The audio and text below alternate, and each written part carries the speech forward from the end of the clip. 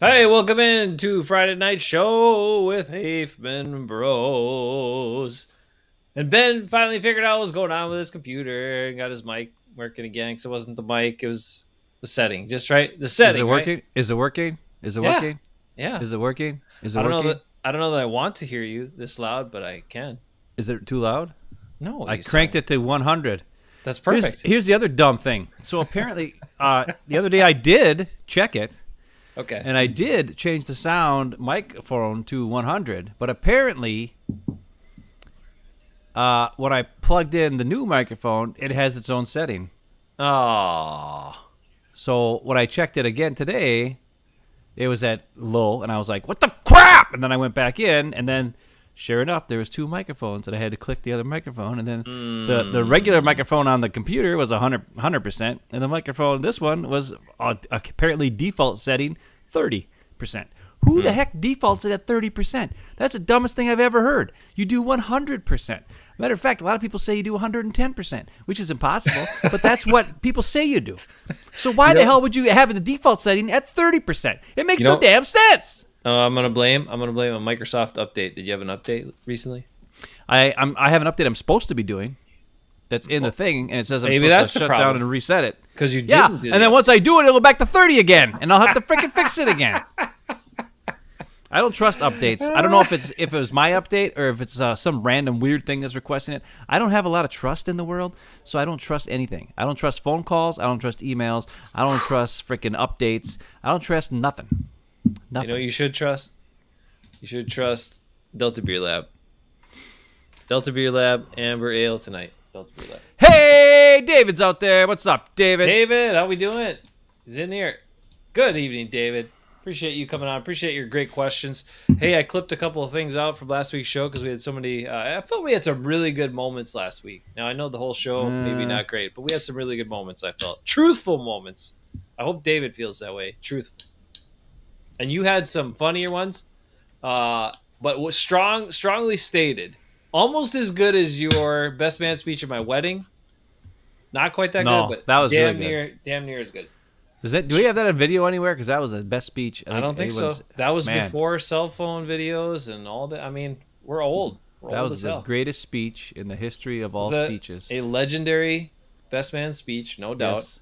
Legendary. Remembered by children and adults alike. And however, it's lost. It's just out there in the people's memories. So I'm really good at like off the cuff stuff. Yeah, I know. You're great at it. As long as I don't have to memorize names, I'm really good. So you had the great quote. You had a couple other like really strong statements about things, and you know your thing about, hey, David's excited they kept the Micah guy. Well, they didn't keep him. Well, they did keep him, but then they cut him, but then they got him back. So all is forgiven. I kind of want to get into that real quick. Okay, let's talk about it. Because Bruce on the text thread that we have was like, hey, you guys are happy they brought all your guys back and on the practice squad. And I'm like, that's not what I want. I don't want to see a guy who's better than the guys kept on the 53 on the practice squad. I want to see guys who are better than the guys who get to play. I want to see a guy who's aggressive get out there and play. I want to see a guy who can get off blocks and tackle in the backfield, play over a guy who can't do that. And that's why it's great they got him back for next year when they let guys go, and then all of a sudden now these guys are our starters. But if they're actually the same or better, why aren't they our starters now? Why don't they get playing time now? Why do we have to stash them on the practice squad when they're better than what we have now? It's dumb. And if you're the Arizona Cardinals and other teams, but especially the Arizona Cardinals, you know that someone else can pluck that player off your practice squad if they want to put him on the roster. Thank you, Arizona Cardinals, for allowing us to do that with Rasul Douglas last year. Appreciate that. Saved our damn season. And now I got his jersey. So here's let's talk about the psychology of what happened, Ben, because Okay. all 11 2022 draft picks on the 53-man roster. You're telling me the 11 selections, all those guys are NFL quality roster players. This is the mind of Brian Gutekunst, Packer organization. We drafted these guys. They're all so good. Someone's going to steal them if we don't put them on the 53. Does that make sense? Come on, man. The other thing that's very important is only 46 guys dress. Therefore, that's 7 players who are just stashing on the frickin' 53. And I can tell you who they are. Ford, Ryan, Walker, Love, sort of. Love, I guess, plays if Rodgers got hurt. Who else? Toure, probably Dobbs. I don't think Dobbs is going to play much. As much as he was the darling of training camp, Rodgers don't want him to play. Yeah, and Sammy Watkins really coming on, apparently. Right. So, Dobbs. So, you're not, Dobbs is I don't not know if I've number named 4. 7 guys yet, but, those are all 7 guys who were draft picks that are going to be stashed away and probably see 0 to little to none playing time and not be activated on game day because, like, Ford should never be activated on game day because there's 2 guys on the practice squad who are better than him. So there's no reason for him to ever be active on game day. Sean Ryan he'll never be active on game day. Just a heads up, everybody. So your 3rd round pick is not going to be active ever. 7th round pick not going to be active ever. Walker probably won't be active ever. It's just, I don't know, and that's fine. I mean, so when you think about it that way, Goody is using those 7 spots in the 53 as stashable spots. These are the stashable spots. He thinks these guys have the potential to be good players, and it does not affect our season this year. So you have to be, listen to the optimistic truth about it is that, hey, guess what? You're going to play 46 dudes. So there's 7 guys who just aren't going to play. So he's hiding them. And there you go. So that's all I got to do, Jace. That's all I got to think. And he's going to bring guys up for the practice squad, 3 times during the year. Anybody's on the practice squad, he'll do it. He did it last year. He'll do it again. I get it. And I also get that it's predetermined, basically, who's going to play and who's not going to play. So a bunch of these guys we talk about, the fact they kept and the guys that they released and then the guys they got back in the practice squad are all guys that aren't in their plans for significant playing time. However, I don't understand I don't understand the mindset. I really don't, because okay, is it a recency thing? Like he thinks, oh, well, there are other guys that might have wanted to draft these guys, other GMs that probably like them, and so they're going to take these guys, so we got to protect these current batch of draft picks over other guys who showed more during preseason games and on film and all that stuff. Because the other guys are also recent players to the NFL. They were recent guys that were entering a draft, maybe not the 2020 draft. Some of them are, our 2022 draft, excuse me. Some of them are. Some of them are maybe a year or 2 in the league, blah, blah, blah, whatever. But you think the GMs just forgot about those guys from a year or 2 ago if they really wanted them? So I just don't get it. Keep the best guys. Protect the best guys. The other guys, take your chances. Listen, the other thing is a lot of these guys who were cut and brought back on the practice squad were undrafted free agents and or free agents who were like 1-year contract guys. So if you cut them, it's 1 year done. A lot of these draft picks are signed for 3 or 2 year, 3 year, 4 years, depending on what it is. Like the third round pick probably signed for 4 years. A seventh That's round pick fair. is probably signed for 3 years. So you're losing the 3 year contract that you signed to a guy who hasn't proven anything yet, right? So he's stuck on your team with that contract the whole time. Now it could be a benefit, could be a detriment if the guy never turns into anything, right? So those are all things that, as a GM, he's got to take into account. And I don't like, I don't get upset about it in some ways. If Jenkins is back and Bakhtiari's back, well, heck, did we need Caleb Jones on the team? Did we need, all those guys? No. And we're obviously not going to cut Kenny Clark. That's not going to happen. Dean Lowry, they could cut and save $4 million, but they won't. Yeah. Yeah. I mean, he didn't play all preseason, so they think he's a legit starter, and that's fine. Dean Lowry, legit. Hey, he had 5 batted balls last year. That's I know. I mean, he gets his hand. He's a tall guy. I get it. He's aware. Sometimes he can't get penetration, but he's aware of what's going around him, and that's already. What's the classic GI Joe line at the end of every episode? You'd have the little thing, if you're a kid in the 80s, and you have the cartoon, and at the end you have a little learning thing, and at the end it was, and now thanks, Ricondo. Now I know. And then Ricondo says, "That's right, and knowing is half the battle." So half of your battle, half of you on the field is knowing what's going on around you, right, and knowing what to do.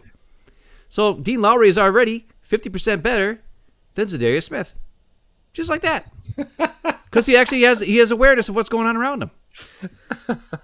He doesn't have the physical tools, no. But here's the other thing: you can have all the physical tools in the world, but you don't know what's going on, Sean Ryan, or you don't have the ability to adjust, or you don't have the right technique. You can stink. So I'm trying to be more positive. I understand what's going on. Mm-hmm. I just wish that if you see a guy flash, or you see a guy make plays, or you see something, and I saw an interview actually with Chris Slayton the day before cut down day. And he's like, yeah, I made some good plays. He's like, I had some mistakes too.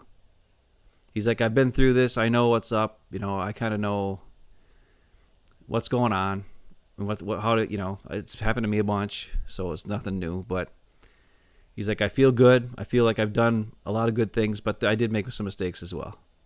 So, and we don't know those things. Like maybe he did the wrong thing on a play. Like he's supposed to do something and he screwed up. You know what I'm saying? And you and I have seen him make a flash play, right? But we've seen Zadarius Smith make 1 or 2 plays a game and then suck for 40 plays because he didn't get off the block and he didn't do anything, or he wasn't aware of what's going on. Maybe Chris Slayton has a little bit of that in him, and we don't know because we haven't been able to watch the film as much as we would in the past. Or in practice, maybe he doesn't know what he's supposed to be doing, or you know what I mean? Like there's other things that go into it besides just the guy and making a play here and there, right? But I do like his aggressiveness. I do like Abernathy's aggressiveness. And those were 2 players that I thought proved that they can help this team on the defense and or special teams. In Abernathy's case, probably special teams, but also defense. I mean, he's attacking and does stuff. He looks like Rasul Douglas on a couple plays. He just went for it. Yeah. Or like Charles Woodson. He just go for it. You see it, you go. And so... if they weren't gonna, that's the other thing, is if they weren't gonna play him, what's the difference between them sitting on the bench not playing on the active roster or them sitting on the practice squad not playing? It's the same thing. And the coaches they seem to have their guys are gonna play, and that's the way it's gonna be.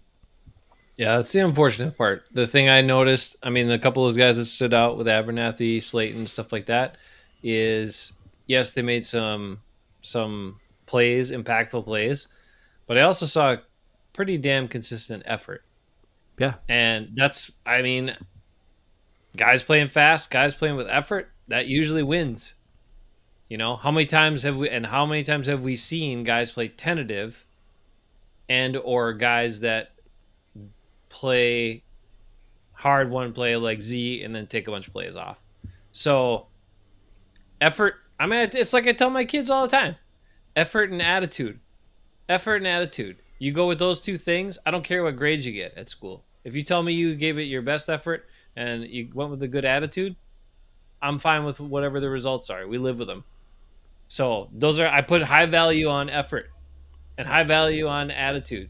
So I don't know. It's disappointing to me because I think it should be you reward the guys that perform the best, not protect your draft picks because you think they might turn into something. Blah, blah, blah.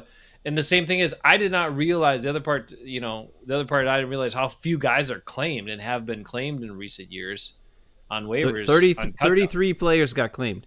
So insane. just Like about how one few, player per team yeah. out of all those cuts.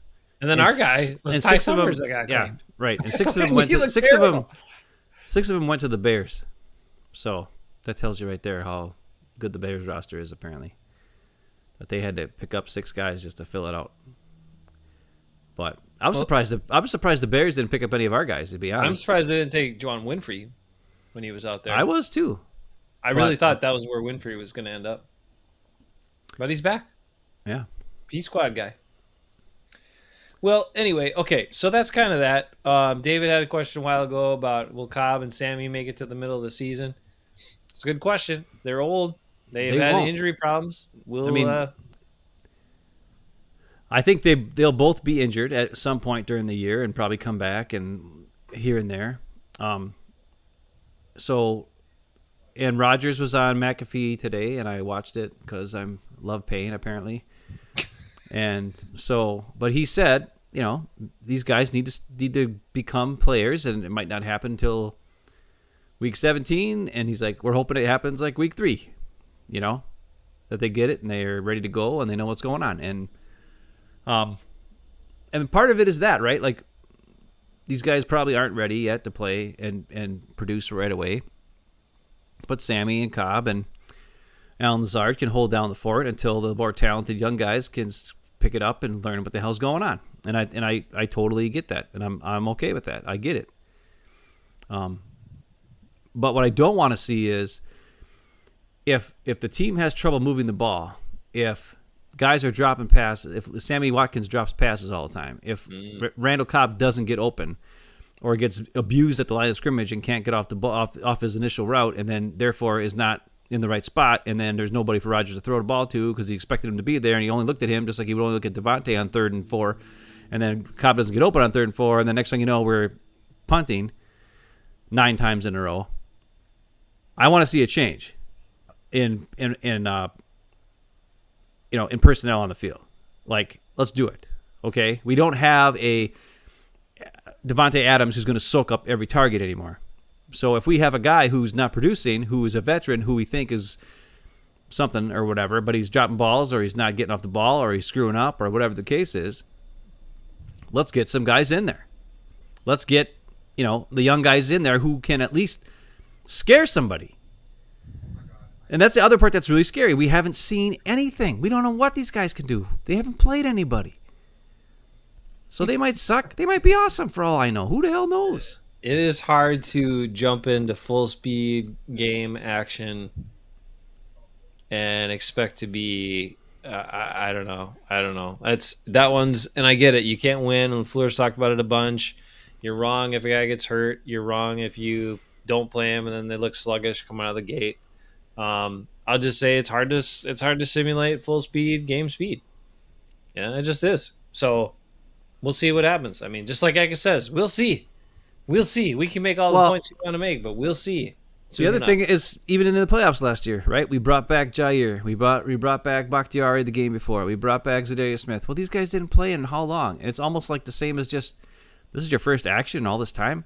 When we had Yash, why did we play Billy Turner at left tackle when we had a guy who played left tackle the whole year and was fine?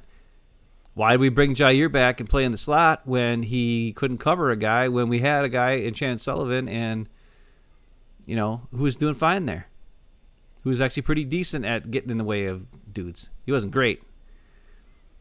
And then, of course, Zadarius, whatever. I don't know who else we would have had out there anyways, Garvin or... That's the other thing. Why does Tipa and Garvin make the team, but yet Hamilton doesn't make like, there was no difference. There was zero difference. Now, Garvin is a draft pick. Yep. So that I get. So, okay. Tipa not. They could have cut him easily. And he doesn't have the size that Darius Hamilton had. Either of those So guys.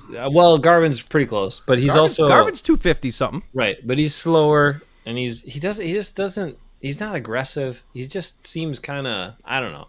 He seems like He a looked seventh okay. round pick. He seems like a seventh round pick, and I don't know. I don't know. Also, I mean, I have to say it. I said it to you the other day, and I was pretty disappointed. I thought, to be honest with you, and that's probably why there was interest. But I really thought out of the linemen that should be backups on this team, that Cole Van Lanen looked like he made really good strides from last year to this year and looked like a guy that might be pretty solid at backing up guard, backing up tackle. And then he was the one that was traded for a seventh round draft pick. I get it. I get you could get a pick. Great. But he was legitimately probably your best backup guy. Multiple, your best versatile backup guy between guard I and don't tackle. agree. I don't agree. Okay, who's better? Zach Tom's better. Well, okay, Zach Tom. Okay, fine. So and I think when Jenkins and Bakhtiari have made improvements, I think Van Lanen was when they had some interest for him. I think they took the shot because they knew, he probably they're gonna have to get rid of some tackle. Couldn't we have had some interest on Royce? Like, couldn't we have just? Nobody wants Royce. Are you nuts? We don't even want him. But they're bound and determined to have him as a starter. Oh my god, it's amazing. That part just blows me away. And I've seen all these articles now, and all these things come out. The Packers have one of the best offensive lines in the NFL. I know. I I'm saw like, that. what kind of? What are you guys watching? Are you guys watching what I'm watching? Hey, if Bakhtiari and Jenkins are back and they're what they used to be, sure. But they're And not it's a back lot yet, and we better. don't know what they're going to play like. So I don't know how you could possibly say they have one of the best offensive lines in the NFL because they obviously don't at this point until we see him out there and playing. And Myers is still very sketchy. Like He's makes some good sketchy in plays. the second level. Yeah, he misses a lot of second level Yes, blocks. he does. And at center, you have to be good at getting those backers to second level. And we're And then going to see this year the difference between him and Lukey, where he doesn't have the awareness Lukey had. Let's see. Hey, Rick's in the house. Rick, how you doing? Oh, yeah, you might have got him. But Rick said that thing over about Raiders draft picks in the last couple of years. Oh my god, Yeah, I know. that's terrible. And we thought we had a bad run with Justin Harrell and Derek Sherrod and Poor Raiders. Dayton Jones. How do you feel the team when your early picks are that problematic? Yikes. I don't know. Man, I guess you get Devontae Adams to help you out. That's what you can do. Okay, well, we'll find out all of that. But again, there are so many question marks left on the offensive line, so that's going to be a huge determining factor. As much as no one wants to talk about it, how this season goes. So hopefully Zach Tom keeps progressing, and maybe they'll figure out he's actually better than Royce and some of the guys they want to play, and he'll end up being in there if there's injuries or shuffling or whatever it is. I still don't love, they keep, well, you said it, Goody referring to Jenkins as a tackle. Yeah. Why they want, the way Yash has performed in games, the skills he has, I don't know why you keep plugging round peg, square hole, and make Jenkins play out of position when you have a guy that can play tackle, and he's much better at guard. So I don't get it. Well, I've heard reports that Yash is not as comfortable at right tackle, and he doesn't look as good. So, well, then Bakhtiari learn how to play some right tackle, bro. Well, no, because Bakhtiari is better than Yash, but well, yeah, but so it's one of those things. I don't know what to tell you. What I would say is, I mean, if they could just get Royce off the field, I'd be happy. Give me some Zach Tom. If he's playing left guard and Runyan's playing right guard, I would not mind that. Yeah. Or the other way around, whatever. If he plays right guard or if they can put Jenkins at right guard and Jack Tom at right tackle, that I would even like better. Because then the pressure come up the middle would not be as bad probably. Though Runyan and Myers might have an issue, but then at least Jenkins is there and he's pretty good in the middle. So I don't know. we'll see what happens. It could be, who knows? We didn't know that. I mean, Jenkins started at right tackle in 2020, first game of the year against the Vikings. We never knew that was happening, and boom, there he was. So, who knows? Maybe he's fine. Maybe he's going to be great. Well, we hope that all that beer chugging for Bakhtiari kept him in shape where he needs to be. Again, he's not putting a time frame on it, just taking it day by day. And, but things are looking up. Christian Watson's running around in practice, participating. That's looking up. We talked about the importance of having an actual fast guy at the receiver position. That is very important to this offense, so we'll see how that works. And they're going to need to work him into the lineup, even if they got all the old guys out there. So there's lots of question marks. It'll be really interesting seeing that first game. And because I think the Vikings are going to be pretty jacked up. I think Z's going to be jacked up. We'll talk to Viking Mo next week. I think we're going to do like a Thursday show maybe. We'll figure it out. But I really think the Packers are going to have to have their crap together and be ready to go. So I think the Vikings defense is going to be pretty jacked up and ready to go.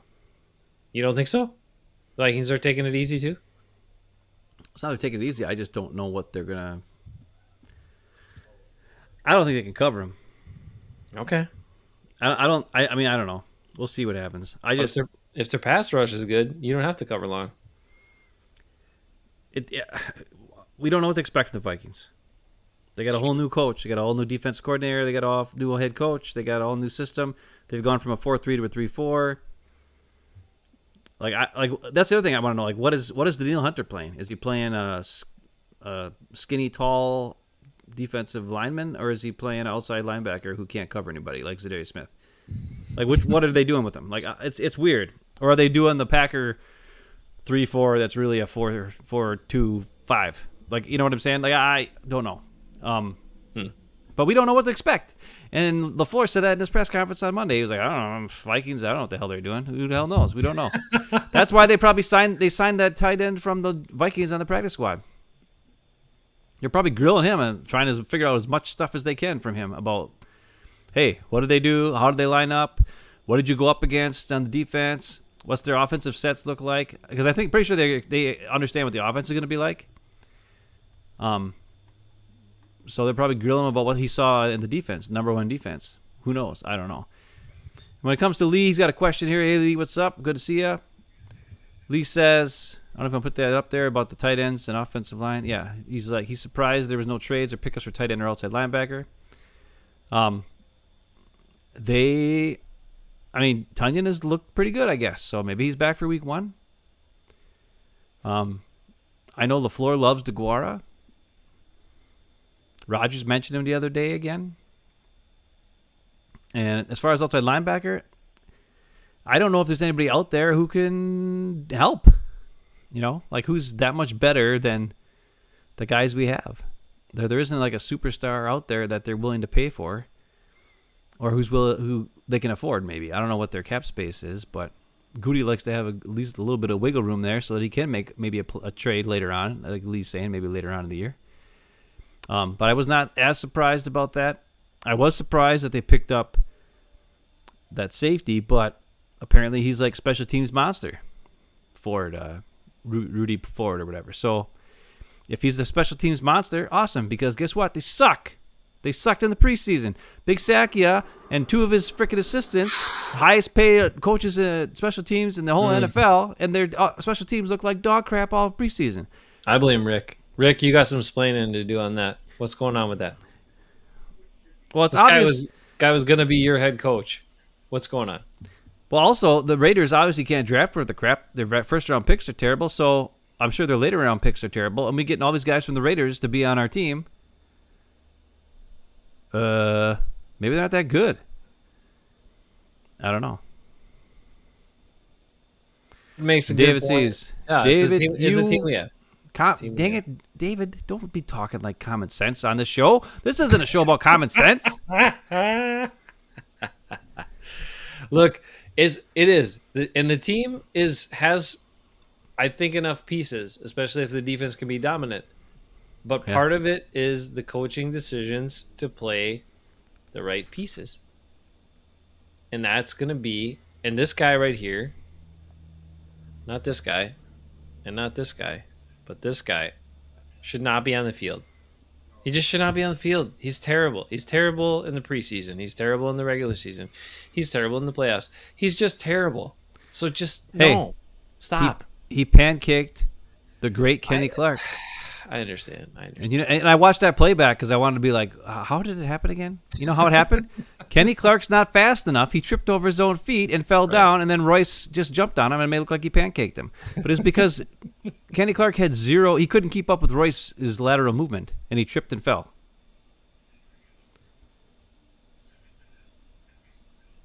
Yep. Well, hopefully, special teams has to be better. Mason's back and kicking and all that.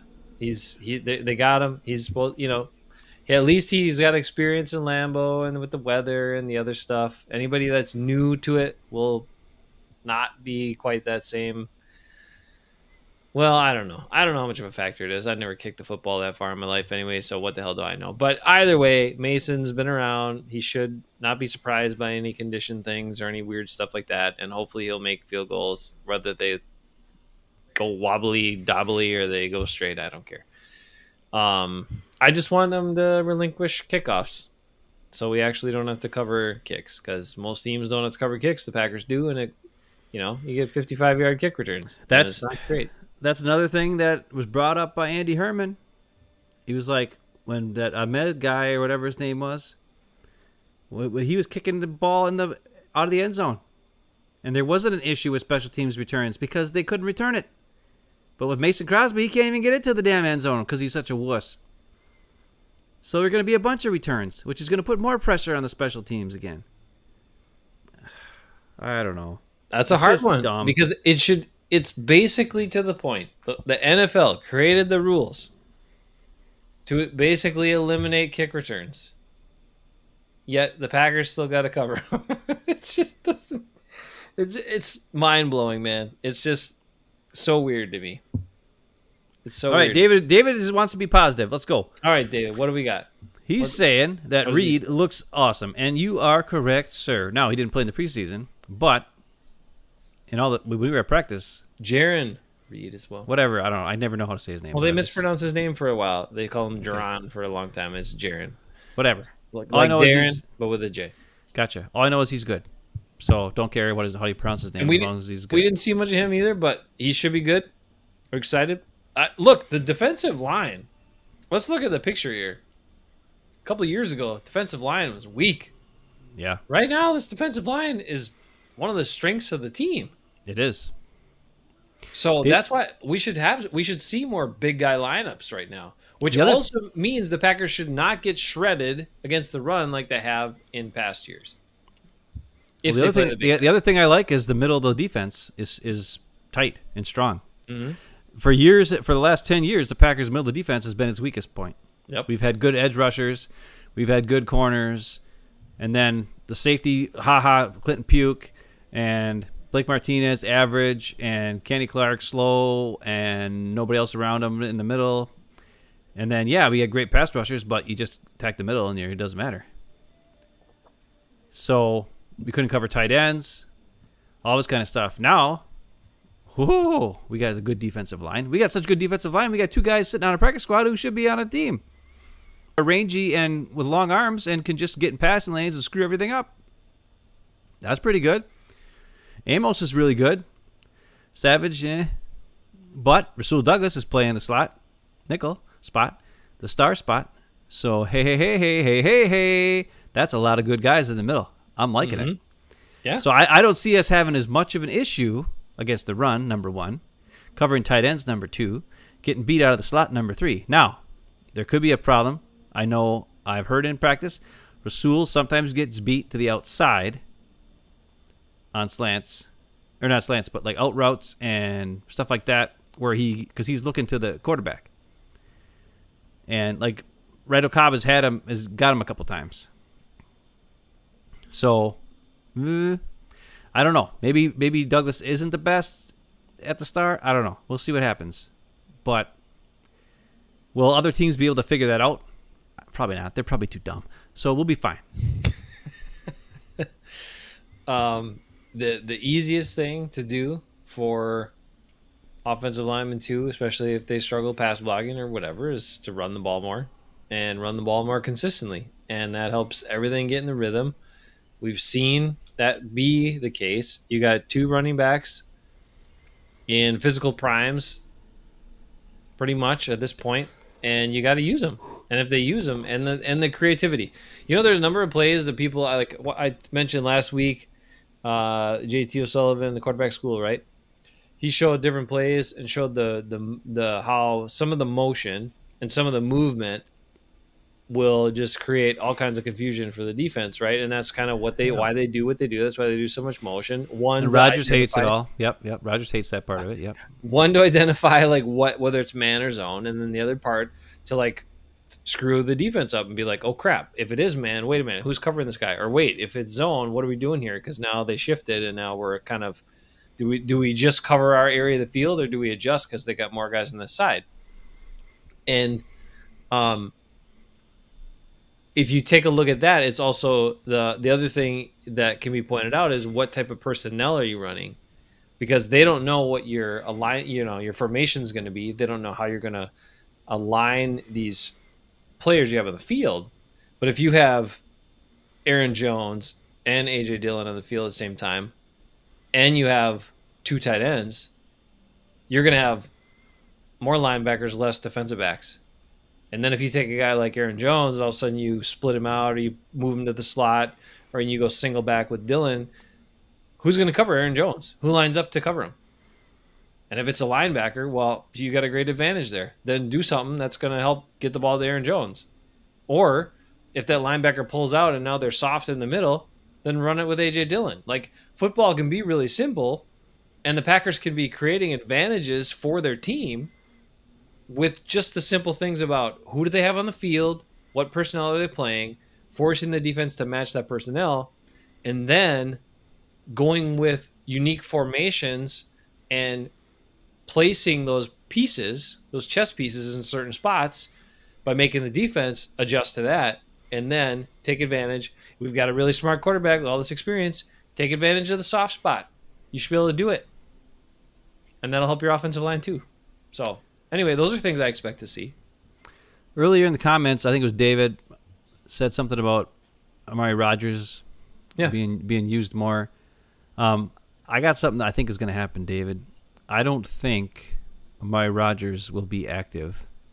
Well, I will. He'll be special teams return guy, maybe. I don't know. Be a return guy, unless you're going to have somebody else do it. I think a lot of those plays that Amari Rodgers ran, those movement plays and whatever, I think you're going to see more Christian Watson do that, because he did that a lot in college. Okay. When you go back and watch his highlight tapes and stuff, he had a lot of those like gadget plays, end arounds, quick passes with blocking in front of him. They take it to the house because he's so dang fast and stuff. And not only that, he's not the best catching the ball downfield, but he can certainly catch a 2-yard pass and then go crazy. Like his Christian Watson's best skill is after the catch, run after the catch, speed, and his speed is another level compared to Amari Rodgers. Like if you see Christian Watson going in motion on a end around possibility with a fake handoff, the defense is going to be worried. Amari Rodgers, like we've seen his end arounds even in preseason. What do they get? 6 yards? He's not going to take it to the house. You know what I mean? He just doesn't have the speed to take it to the house. No. But Christian Watson, dude, got the speed to take it to the house. Got the speed to do stuff. And I would not be surprised if Rodgers, he trusts Sammy Watkins, he trusts Cobb and Lazard, but I would not be surprised to see Christian Watson in that role this season and making huge plays on end arounds, quick pitches to the outside, stuff like that, because he did in college, and a lot of his biggest plays are from those type of plays. So I mean, and I know college, he wasn't in the a big school, right? He was the best, whatever, Division III school or whatever, right? Now I get it. Yeah. So his competition wasn't the best, but just watching the tape, he's faster than crap. Like you watch the tape and you're like, wow, holy crap. So if anything, it'll just at least scare the defense. Like if they probably won't be ready for it. And if he makes a big run for 30 yards on an end around or something, that's something where, hey, The next time you see him in that end around, the defense may be adjusting, may be a little afraid. Then you do the fake handoff. You get Robert Tonyan over the top. Woo, cheat. Nobody knows what's going on. Back on the other side because Robert Tonyan fake blocked and came out to sneak around this way. Boom, he's got a touchdown. Or he's going for a bunch. Well, his run after catch isn't the greatest, but he can get downfield, then catches the ball, and then he falls over. But whatever. We know it's good. So, I'm just telling you, and we've heard a lot of stuff this week about how the Packers tried to get Jalen Reagor, and the Packers tried to get your guy Laviska Shenault from the Jags, and yeah, he doesn't look very dynamic. Well, apparently the Packers were in on the trade talks this last week, and I guess the Packers before the draft are trying to get Jalen Reagor. And guess what? Both of those guys are Amari Rodgers. They're the same player, except they were first-round picks instead of third-round picks. So that tells me the Packers know Amari Rodgers has got some deficiencies in his game. And I think the biggest one is speed. He's just not fast. He's not fast enough. But he had to be on the 53.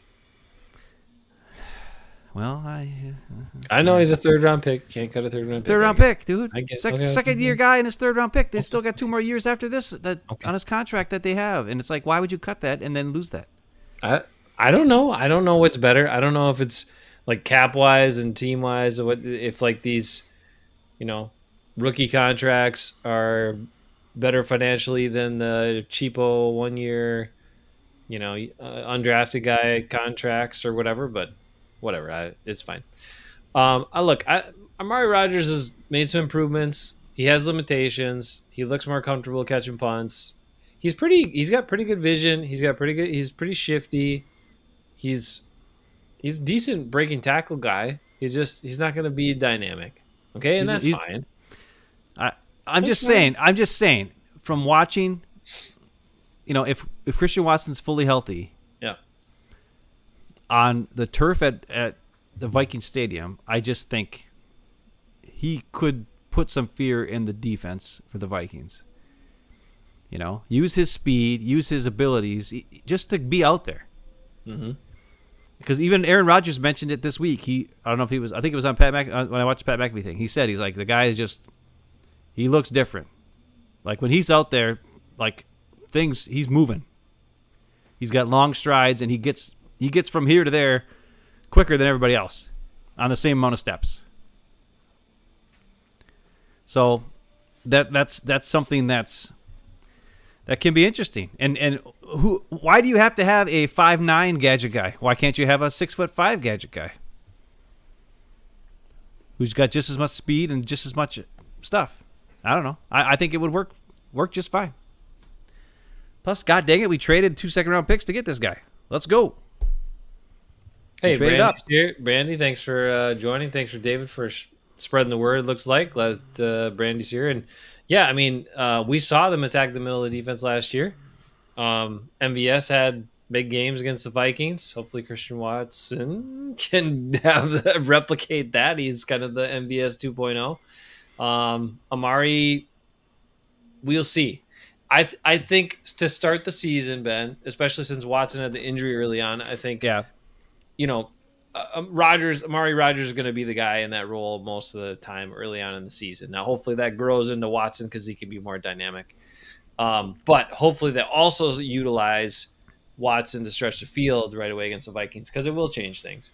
It will. I mean, it won't make Zadarius change his approach, but it will make he'll be Harrison oblivious. Smith. He won't even know who's on the field, other than whoever he's going up against. That's whoever the offensive lineman he's going up against.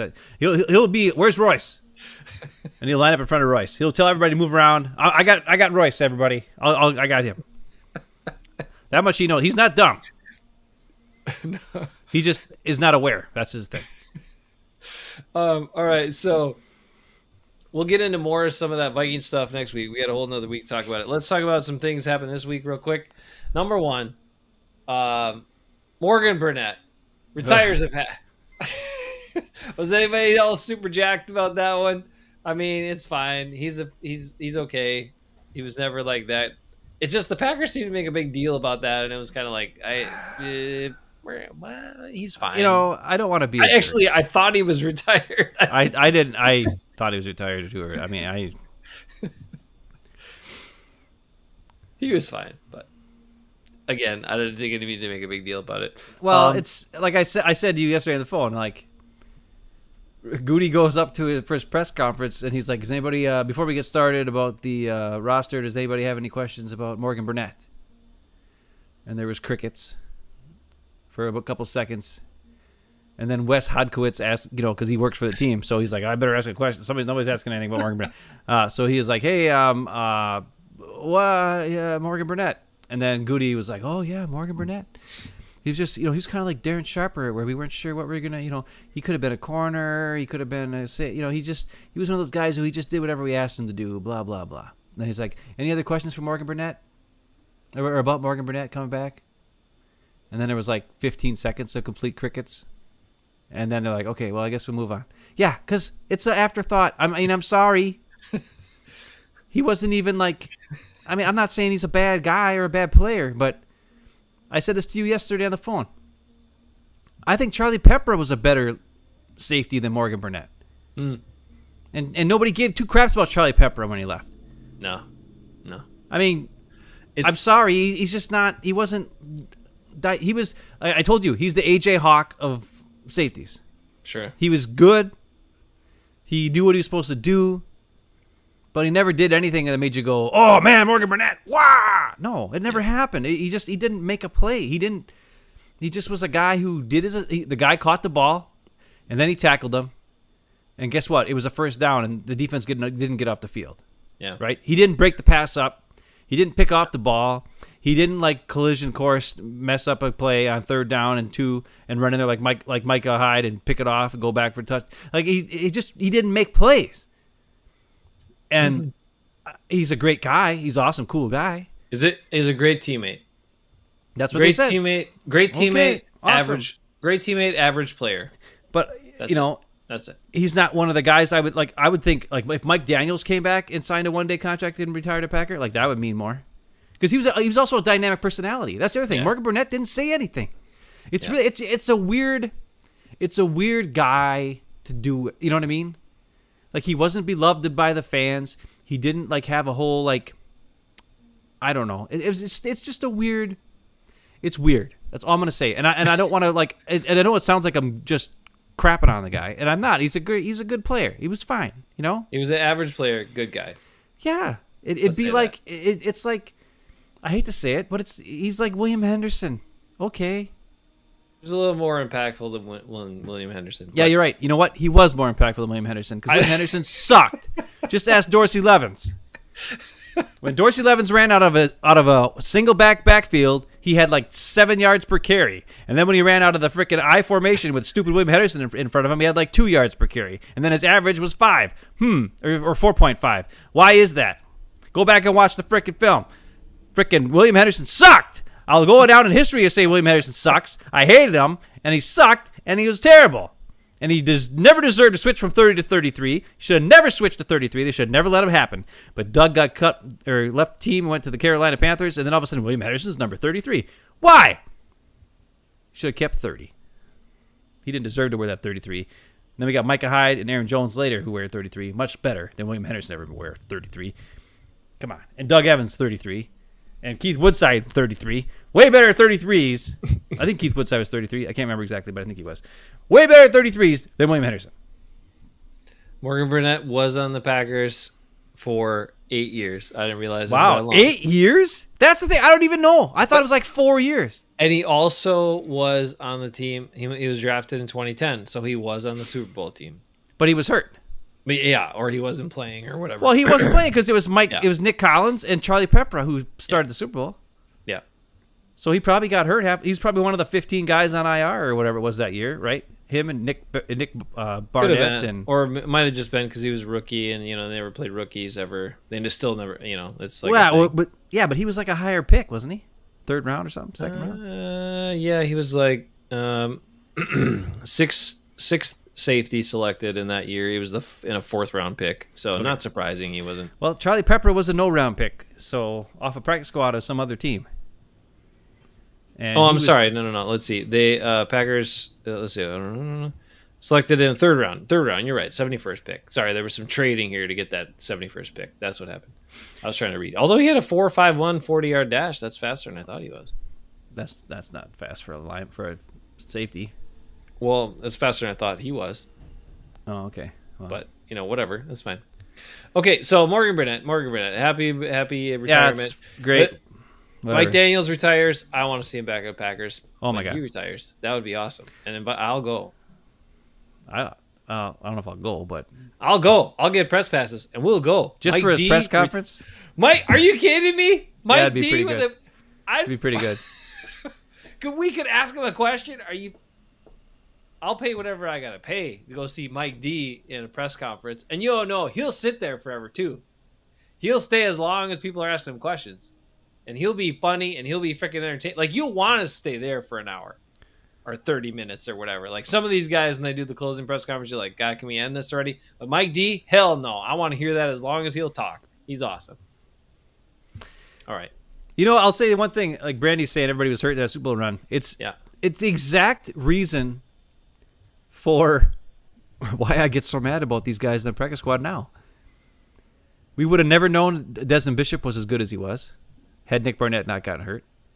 We would have never known Charlie Pepper was a good player who got 10 tackles in the Super Bowl if Mark Burnett wouldn't have got hurt. You know what I'm saying? Like, he would have never known this stuff if these guys weren't hurt. And they were better players. I hate to say it. I know everybody thinks Nick Burnett was so great because he's a first-round pick or whatever he was. But he was just, He wasn't that great. But Desmond Bishop, how many plays did Desmond Bishop make as a Packer? Yeah, his career after Packer, not much to say for him. He went to the Vikings, so that's probably why the Vikings suck. That's not his fault. I think he had that knee injury too. That Right, and that's why the Packers didn't sign him back. They're like, okay, Yeah. you're not going to be the same guy, I don't think, and he wasn't. But he had so many awesome plays. Desmond Bishop was awesome. Yeah, he did justice to the number 55. Yeah. In my lifetime, Bernardo started it. Number 55, Bishop carried it on. Z kind of ruined it, but now we're back to Enigbare. He'll pick it up. He'll take it over. He'll be good. I'm excited about him. I'm excited about him, and I hope he plays more than Tipa and Jonathan Garvin. I don't know. He better get into the rotation. Like, I want him to be the number 3 guy. I want the number 3 guy. I want him to be the number 3 guy who never plays because the defense has so many 3 and outs it doesn't matter. That's what you keep saying. I know. If they have 3 and outs, they don't have to sub. Gary play all 100% of the snaps. That's what I want to see. I want to see him go out there 3 and out. You're done. Oh, you don't need a rest. Get back out there. Get back out there, Preston Gary. No rest for you. 3 plays. I'm good. I can go back in the next time. That's it. We got a couple of commenters here that seem to have some perspective. So let's put this one out there because this week the Packers had their Packer Hall of Fame stuff. Yeah. Tim Harris, mom's super excited about the 6-shooter. Tim Harris, sack master. He had the T-shirt that we had with carrying all the guys in the sack. That was the best T-shirt. I wish we could find that T-shirt or at least a picture of it somewhere. Yeah, great T-shirt. Tim Sackman Harris finally gets in the Packer Hall of Fame. I'm gonna see if I can find that once. Although he didn't even play for the Packers as long as I thought. But anyway, he was part of '89, and he was awesome in '89. '89 was one of the most memorable seasons for us in our history as Packers fans because the Packers sucked for so long, and then they were really good finally. It was my favorite season as the Green Bay Packer fan. That's what you say all the time. They didn't even make the playoffs. So what is that? It was just it's the most memorable season I've ever had as a Packer fan. Is that year? So awesome.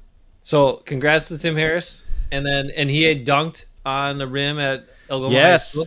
That was the other reason why I remember him so much. He also that people may not know. We talked about this a few years back, but our grandpa got a chance because our mom got him in there to be like an honorary coach because the Packers used to, at least back in 1989, they did this. Go to different like towns in Wisconsin, and they would do like a pickup basketball game with the Packers against some, they call like the local heroes or whatever. I don't remember what it was, but some bunch of people, our hometown, Algoma, Wisconsin, a bunch of random people from Algoma play basketball against the Packers, and our grandpa got to be the honorary coach of the Packer team. So he got to hang out with Tim Harris, was giving him high fives and all this crazy stuff, and he sat right next to him every time when he wasn't playing. And I'll never forget because it was Tim Harris who talked to Grandpa the most. And I've never seen, and our grandpa was kind of a grumpy dude, didn't smile too much, but I think he never stopped smiling that whole entire game. I don't think I've ever seen him that happy ever. And it was awesome. And Tim Harris was a big, huge part of that. So it's really cool. Hey, is this true? Rick says he broke the glass. Did he? Yes. He did? Yeah. Oh my on God. On his dunk. I don't remember that part. That's amazing. So Tim Harris not only was awesome Packer, but he broke Oklahoma backboard that probably should have been replaced anyway. So that's awesome. All right. And made Grandpa happy. Okay, and Brandy Love Harris too. Got it. All right, so let's talk about the other part. So Packer fans with some perspective. Greg Jennings also entering the Packer Hall of Fame. Now, Greg Jennings, come on. He was an incredible player for the Packers. A great player for the Packers. And really dynamic. And yeah, do I wish it ended differently? Do I wish his last season it wouldn't have turned into what it turned into? And then him leaving? Of course. But Greg Jennings, think about memories of Greg Jennings. Think about the plays he made. Go back and watch some tape of Greg Jennings. He was awesome. Greg Jennings, in the 2009 playoff game against the Arizona Cardinals, dude was insane. Insane. And the last time the Packers won the Super Bowl, if you don't remember, Greg Jennings had 2 touchdown catches in that game. And the biggest first down conversion to seal the game.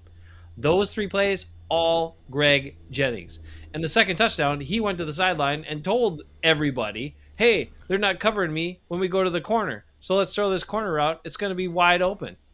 Well, he was that corner, nobody. I mean, wide open. That was the exact quote. He's like, got a nobody. problem, saying you can't communicate it right. words. Yeah. but he was the one that tipped him off to be like, dude, if you just throw it to the corner, I'm wide open. Yeah. But come on, Greg Jennings is a route runner. Yeah, he was ridiculous. Speed, change direction without changing speed. And they used to talk about how smooth he was, but he was abrupt enough that he could change direction and throw guys off, and then he was just straight up fast. Yeah. And he'd attack the ball. Like, he was only 5'11", but he'd go up and attack the ball. I cannot remember him dropping a pass. I'm sure he probably had 1 or 2, but he did not drop very many passes. No. He was not like Devontae.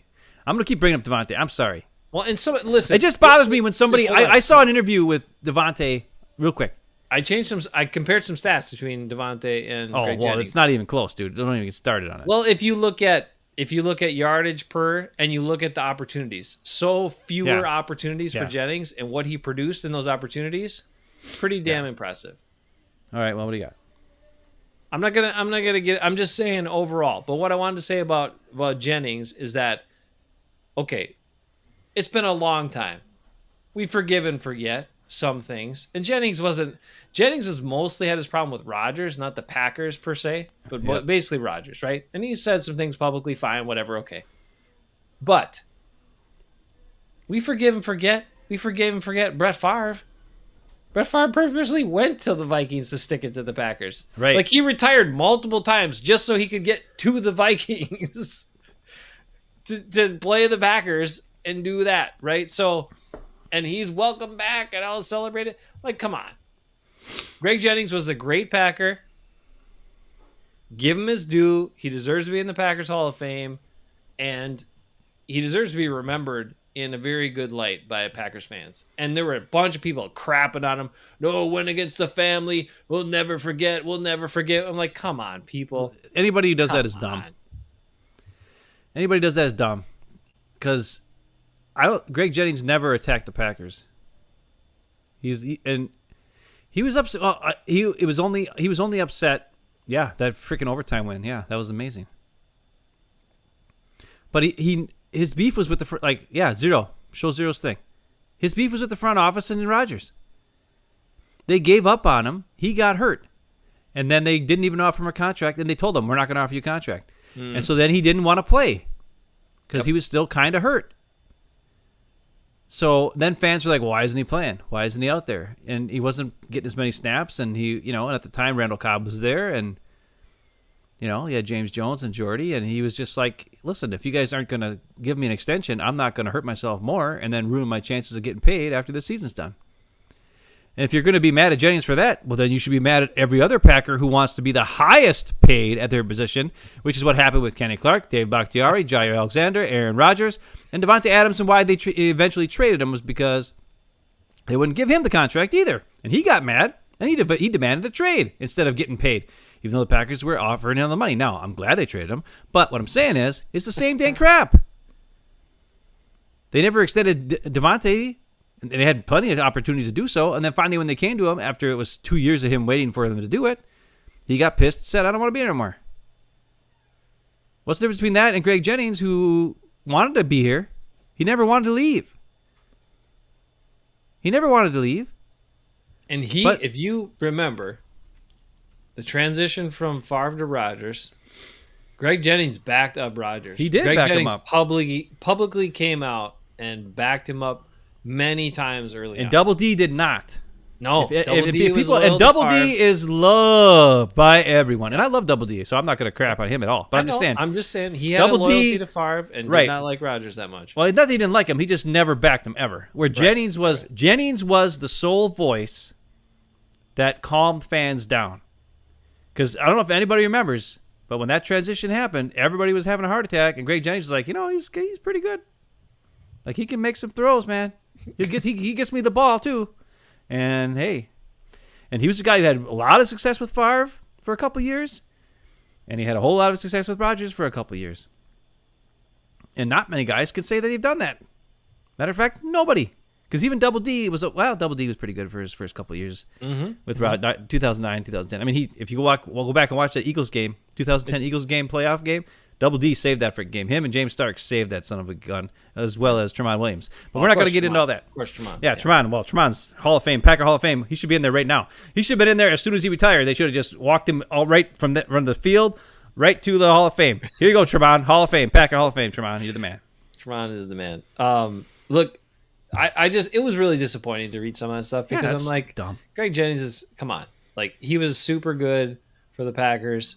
He represented the team well, good in the community. Like, come on. Now, look, he got a little hurt. People are human. People have feelings. Yeah. Stuff went down. It's hard to say it's the business and not take certain things personally. So, come on. And we got guys on the team currently that are stars that take plenty of things personally, and we're not giving them a hard time. So why don't you guys just get out of Greg Jennings back, welcome him back in. He appreciate, and you could tell, even though his speech was all over the joint, his speech was kind of all over the place. Yeah, you could tell how much it meant to him, how much he appreciated, and he even said that one statement out. He didn't really expect this to happen. And part of that statement was based on all the stuff that went down. Yeah, he didn't outright say it. Yeah, but you could tell, because that was when he got emotional. When I don't think he ever thought the fans were going to forgive him because of how much they attacked him, and maybe the organization as a whole. And he's like, but the Packers are a family to me. And he's like, just like all families, sometimes you get in arguments, sometimes things don't work out quite right, but you're still family. And he kept using the word appreciate. Oh, what did he say? He had a certain word. I really liked what he said. Oh, benefits. He's like, appreciate the benefits that I brought, or something like that, to the team. That I had a benefit to the organization. He's like, he appreciated the fact that they saw that I benefited the organization, or whatever it was, which is a nice way of saying, maybe we have some issues, but they understand that I gave my heart and soul to this team and played my best, and the team understands that. And hopefully the fans will also see that too. That's all. And he's making some really, really strong points and well-stated points tonight. Probably better than anything we're stating. So I appreciate that. I'm just saying that one thing that sticks out, two huge memories, and there are a bunch of big plays of Greg Jennings over the years. But two big things that stick out to me are the 2009 playoff game against Arizona. Go back and watch it. He was insane. He made so many insane catches, like crazy. And then the Super Bowl, I mean, the guy had all the biggest plays. All the biggest plays for the offense in the Super Bowl. Well, Jordy had a couple big plays. Of course, Jordy Jordy had dropped Richie about Jones 4. in that game. Jordy dropped 4 big plays. Oh my God, Jordy! I was like, "What are you dropping the ball so much?" Anyway, but Jordy Well, turned it around after that, and that's he like was on. when you watch the highlight film and Double D's on the sidelines. It's like Jordy. I know. Just catch the ball, His dude. Double D got hurt. Yeah. Jordy could have set I think, a receiver record for Oh yeah, totally would have. receptions and yards in that game in the Super Bowl if he'd caught all the passes. Anyway, and I'll give Jennings some credit too. He is a much better broadcaster than I expected.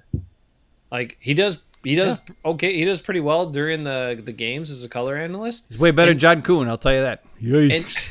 And when he like reviews stuff too, or when you get him talking football, like he gets a little long-winded though. He's bit, one of those. sure. He's kind of like me, where he that. says the same thing 3 different ways. Yeah, I get so that. it takes like 5 minutes to say something that should have took an hour or a minute. Like me, like I do that. Maybe that's do that why I a lot. like him. Maybe that's why I like him because I like You you. see a lot of me and Greg Jennings and Greg Jennings and me. Yeah, I think you I guys. don't know. You're both 5'11", so Try Actually, 5'11". I'm 5'11" 3/4, jerky. I think you're 5'10" now. No, I'm not that short yet. I'm probably Am I 5'11". taller now. than you, Ned? I don't understand. You're what not happened. taller than me. I think I might be. All right. You're not. All right. So, David, 100% agrees. That's awesome. Okay. And Zero points out Jennings has a great career post NFL, natural born analyst. Yeah, I like what he's doing. I think he's doing well for himself. His dad was a preacher, so he's good. And he's a very likable dude. And I think if you have him in a format where it's not all on him, but he can contribute, he does very well. So when it's like a 3-person booth or even maybe a 2-person booth where the other person's leading, he just sprinkles some color. I think he does well. So give him some credit. All right, so that's all that stuff. Is there anything else we got to talk about before next week, Packer related? What else happened? Anything else? Aaron Rodgers is going to be on Aaron Rodgers Tuesdays again with Pat McAfee show. I will. So it's another amazing year of having that time of my Tuesdays back, not watching that. So that's awesome. But okay, well, I always watch it because I'm not because I got nothing else to do while I'm at work. It's so long. I mean, I'm working, but I'm listening to that at the same time, so it's fine. That was that. So yeah, whatever, that's fine. Well, we'll find out. Hopefully, we're going to find out. Bruce sent a thing over, asked about the offensive line. I think it's going to be critical. And we talk a lot of offensive line in the show. We already talked about offensive line at the start of the show. I know, but I think it's going to be critical to see how they play it to start. Yeah, well, of course it is.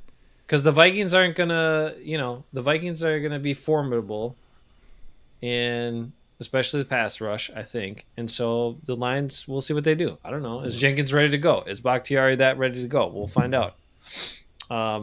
So I'm really interested in seeing how that goes. We're going to talk to Viking Mo. We're going to do a show with Viking Mo. We just got to figure out when it is. We'll let you guys know when it is as soon as we can. So make sure you subscribe. Make sure you get your notifications on. It's probably going to be Thursday, I think. So it's time for the big news. I think it's time for the big announcement. Big announcement. I was probably supposed to lead with this. I did not lead with it. I don't know why you didn't leave with that, but okay. Well, I forgot. I got really tired. At like 7:45, and I was like, "Oh my god, I gotta." You got really tired about 7:45 into the show. You were yawning and all kinds of weird stuff. I know. I'm talking. I was. I'm not boring. I am the most not boring guy I know. So let's go. Last week you had some good ones. I'll give you that.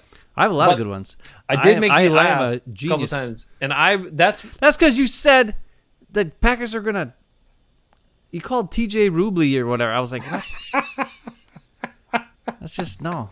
Nobody wants TJ Rubley analyzing plays. It's JT O'Sullivan. Because that's so much better. Anyway, in terms of their playing career, but the point is, that I enjoy shows at least once or twice a show where I can actually make you laugh, because you're usually pretty stoic. You usually don't listen to what I say. No, I usually don't. Or you just don't really think I'm funny, even though I laugh a lot. But if I can actually crack you up a little bit, that's my goal for every show. And I will say, I think you were surprised. I think Mom was pleasantly surprised as well, how we worked 70 fart gun salutes into last week's show. I didn't think people thought we'd be able to do it. We cheated, like we did like 3 farts in a row, and I'd rambled on for a good 25 minutes, and then we had to do some farts. We did like I'm sorry. Were there rules on how you get 70 no, but fart I'm guns just moved saying. on the I'm just show? saying. After a while, we're like, oh crap, we better fart, fart, fart, and fart, fart, fart, and Well, fart, what's wrong fart, with fart, that? fart. You should Like never- we did like 7 in like a minute at the end. There, you're like, oh, here's a. We gotta save the last 2. So I was like, we did like 7 in the last minute. Well, that's because you got to have a big finale. That's like fireworks. You got a big finale, dude. All right, we got some. Holy comments here. crap, Lee! What's going on here? Let's see. Okay, Brandon says, all right. What else? David says, we'll know more after next week. Yes. And Lee says what? Threw a Nerf football to Jennings in a Toys R Us. Wow, that's cool. I used to work at Toys R Us. Ben did. He was a bigwig. Toys R Us. Not bigwig. It was almost Toys R Ben's for a while. No. No? Okay. Well, that's cool, though, Lee. That's a great memory. Oh, Zero didn't know it was up. Sorry, man. I tried to recap from time to time that the point was last Friday was Mom's 70th birthday, so we did what you should do on your mom's 70th birthday, Well, yeah. which is 70 fart gun salutes during No, your not YouTube actual show. 70 fart salutes. That you should never do in front of your mom on her No, 70th birthday. That would be no. bad. It actually might be pollution. I don't know And for sure. definitely not in an enclosed and unventilated No. space. You should No never do that. 70-year-old should ever have to deal with 70 farts, unless it's their own farts. If it's their own farts, then that happens. And even though Ben repeatedly does this under the sheets, don't do 70 and do that to anybody that might be in the bed or your dog or yeah, it's not cool. That's not nice. There was one. Remember who was that dog? Somebody had a dog that would fart all the time. that we knew. I've it known would be- quite it a was few like- dogs. It Actually, was our like the dogs worst farts. It was like the worst farts ever. No, this was back in like college or This something is like the that. part of the show. Okay. Was it Rick? Was it? Did I think Winston probably did fart a lot. I think he did. not He was Winston? The wiener dog. What was his name? Frank. Oh no, Winston was Josh's. Yeah, Frank, that wiener. I mixing up my wiener dogs from Algoma. Winston was Josh's. Frank was Rick's wiener dog. Who did? I'm pretty sure he did fart, and I'm pretty sure he farted during NBA Live '95 to distract me so Rick could win. Well, Rick whenever always we won, played. unless he played me. Very disappointing. All right, let's finish And I up with kicked the his eye. We finish up with the big news. The big news is this. Sorry if I forgot and then got tired and forgot to tell everybody. Big news is Hafeman Bros. These two guys, we're gonna tune it up, we're gonna crank it up, we're gonna dial it up, clean it up, and we will be restrained because next week, Hafeman Bros is going to be a radio show, a legit radio show from 7 to 8 p.m. starting next Friday before the Packers Vikings opener. We will be football talking Friday night on the radio here in Madison, Wisconsin. 92.7 FM, 1580 AM, and it's streaming online. There's the station is the one I work at, Devil Radio. Okay? You can download the Devil Radio app. You can stream it on the app. You can stream it online. We're probably do a video piece on Facebook and or whatever as well. We'll see how that all shakes out. But we're going to start before the season starts. So next Friday night, 7 to 8 p.m., a legit radio show. And the best part for you is that if you watch then, we have to be done by 8 o'clock. So it's not going to go more than an hour. It's actually going to be shorter. And you're going to get breaks from us because we got to take commercial breaks because it's commercial radio. So that's the big announcement and the big news. And just so you know, I'm going to change my voice for the radio. I'm going to do my radio voice. It was Franco. Yep, Rick says that. It is both AM and FM 0, just to answer questions. David, classic. Spouses are always, unfortunately, in the crossfire there. And Brandy, thank you. And Rick, yeah, it's going to be fun. It's going to be fun. We are making at least a 6-month commitment to this radio program, but we might do 12 months. We might go Packers right into Bucks. This is where some of our normal guests from past shows, and we got to bring some back. We want to have them on the radio too. So Raider Rick, Viking Mo, Anybody else who wants to join us? If Bruce and Eckes want to come, now that we're on the radio, maybe Bruce and Eckes come back. Browner might even return if we be more positive. Browner likes us to be more positive. And then who else we got? Oh, we got Bucks consultant Nico, and I got a new Bucks consultant as well. State Rep Francesca Hong here from Madison, who loves the Bucks. She's a huge Bucks fan. So even though I will never talk politics with her, she'll come on the show and probably talk Bucks. So that's what we're doing. 7 o'clock, 7 to 8 p.m. 92.7 FM, WTTN 1580 AM. DevilRadio927.com is the website. Go to the App Store, download the Devil Radio app. It's also on TuneIn. If you say whatever device, play Devil Radio. 7 p.m. Friday nights, Hafeman Bros radio show. We're going to find new listeners. We'll promote our YouTube stuff on there. And we hope you guys join us on the radio too. So that's what we got. All right. Ben and I are going to hash out the details. We're going to have some other stuff going on where we will run some promos and we'll share that stuff on our socials. So check that out. And then hopefully you know what happens. The money just rains down on us. Just, right? Yeah, right. We'll see. Anyway. Everybody's going to tune in for a couple of morons talking about crap they don't know anything about. That's going to work. Hey, we will be more structured than we are on this Friday night loosely. Well, I think every show we should have a fart gun salute to a Packer player. That sounds good. We're going to come up with a segment idea. Now we have to do pre-show meetings. And come I think we need to do segment. a Ben's top 10 for each 15-minute section and your reaction to my top 10. We got callers, too. People. Oh, that's the thing, too. If you want to call into our show, you can. You can call in the 800 number and join us on the air. Oh, well, that's even better. It takes up more space. We don't have to even come up with anything. Those are the best type. The call-in shows are the best. You don't have to do any work. I know. So we'll plan stuff, but we take calls, too, on that show. So if you want to call in, we'll share the number. It'll be floating around, and I would love it. If anybody that hangs with us normally wants to call into our radio show and bring up a question, comment, tell us from morons, whatever, please do. That's fine. I hear it all the time. That's fine.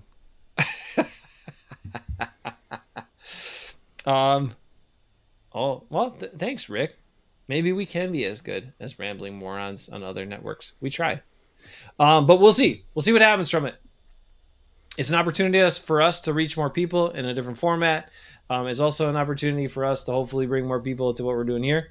And, just connect with Packers fans and try to enjoy the 2022 season, because that is my goal, to try to enjoy the 2022 season with no expectations, just enjoyment and appreciation. We tried that last year. It didn't go past week one because they got blown out by the Saints. And then we lost our minds and got pissed, and the whole year we were complaining. Just remember, if they stink up the joint, we'll tell it to you straight. Just like Denny Green said, to paraphrase Denny Green, we are who we thought we were. So we're going to tell you to you straight, whether it's good or bad.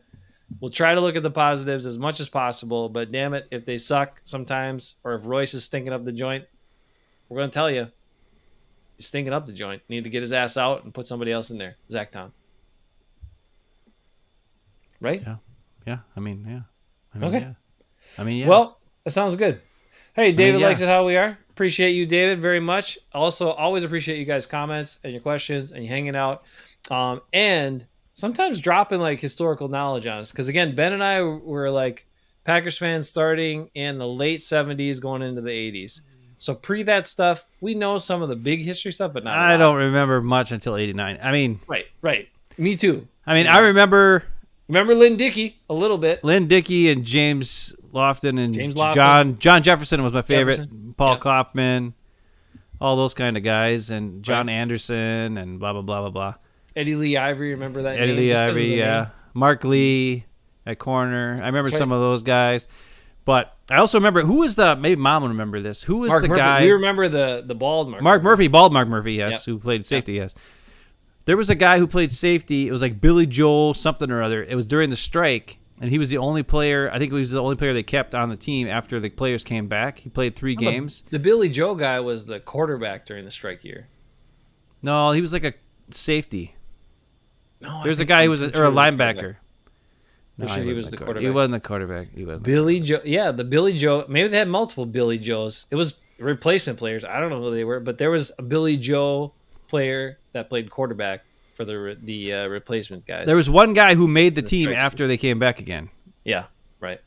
And I cannot remember his name, but I'm sure it's somewhere because it's everything's somewhere nowadays. But who cares? It's not the end of the world.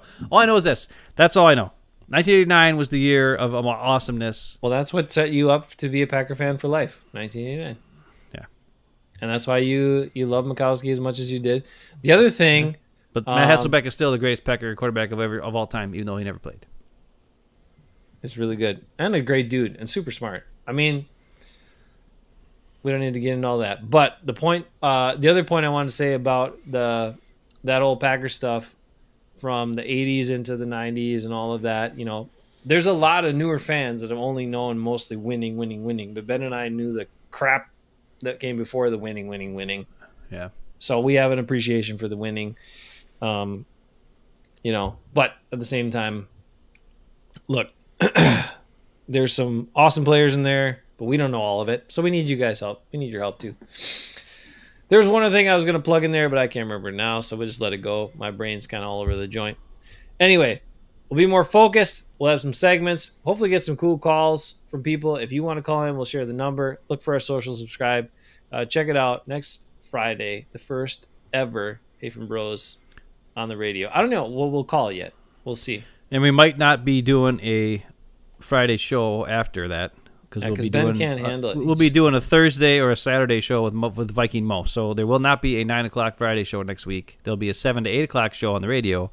Okay. And then there will be the Viking show with Mo preparing for the Viking Packer game week 1, which will not be on Friday night because Mo is a official for football. High school football in Minnesota here.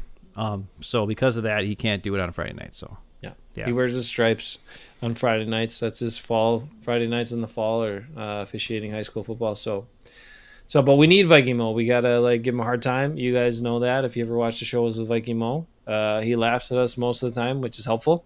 Yep. And we give him a lot of crap about his Vikings, and then sometimes he gets fired up, and sometimes we annoy him so much that we trigger him, and then he snaps back. And that's always fun. But that usually takes like an hour before he finally gets mad. I know he's got high tolerance. He just takes it. He takes it for like an hour, and then he gets mad finally after a whole hour of us giving him crap. Then he gets mad. We gotta come up with some obscure. And then he's like, "Yes, I know your running back is bigger than all my defensive linemen, or whatever." Yeah. We got to come up with some obscure Packers that he has to be really worried about. I don't know if there are any. That's the thing. This year there aren't that many obscure Packers. They're all kind of known because that was the funny one. After we gave him all that Tyler Ervin stuff, yeah. Then the next week he was like, "Yeah, Tyler Ervin had a pretty good game. You guys are right." No. We told you. Anyway, all right. We also told him Robert Tonyan was going to be awesome that year, and he was. That's true. That was 2020, and then of course last year he got hurt, and also never got the ball when he was healthy because Rodgers just threw to Devontae Adams 170 times. But we're not getting into that. End on a high note. Let's throw to Robert Tonyan more. The guy who there was only catches every ball, who had 0 drops and 54 out of 59 targets were completed receptions a couple years ago. So can we throw to that guy more? That seems like a good plan. All right, you guys are amazing. Thank you so much. Glad you enjoyed the fart guns last week. Oh, remember, for anybody in the Hafeman Fantasy Football League, we got trophies. This is the consolation trophy, and it's on the line. I'm trying to win it 2 years in a row. I don't want to go for the big one. I want to win the big one because let's go. Dude, have you seen this toilet trophy? What are you talking? Yeah, I had it for a year. Show the names on it, you dingus. Oh, that's right. Can't really see it. Oh, sorry. Oh, that's worse. Okay. And my lighting's bad in here. Yep, your lighting's bad. You suck. Okay. Anyway, I won it the first year. You won it the second year. That's right. So, of course, we win the toilet trophy. That only makes perfect sense. It's so fitting. It's so fitting for us. All right. We appreciate you guys. We will go now. We're doing the Algoma goodbye. Take care of yourselves. Be good. Stay well. And go Pack Go. And we'll catch you next Friday, 7 p.m. on the radio. Actually, Thursday with Viking Mo, I bet. And then Friday, 7 p.m. So we'll get to plug that radio show one more time. Have a great weekend.